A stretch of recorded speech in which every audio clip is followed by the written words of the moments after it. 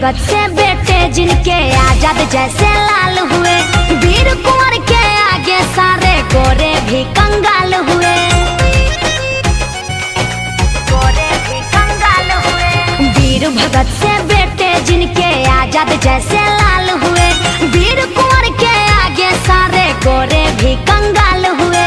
राजगुरु सुखदेव जने जो राजगुरु सुखदेव जिनके पास सुभाष है वीरों की ये धरती लिखा हुआ इतिहास है वीरों की ये धरती लिखा हुआ इतिहास है। भारत माता की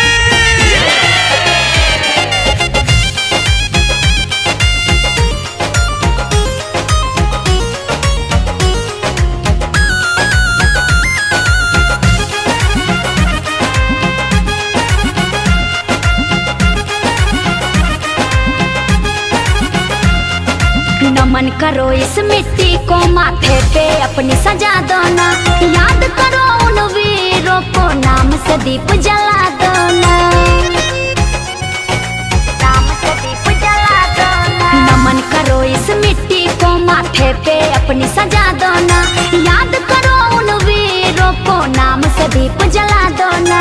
धन्य ये धरती भारत की, धन्य ये धरती भारत की, शिव अंतरा जिसके दास है वीरों की ये धरती लिखा हुआ इतिहास है वीरों की ये धरती लिखा हुआ इतिहास है।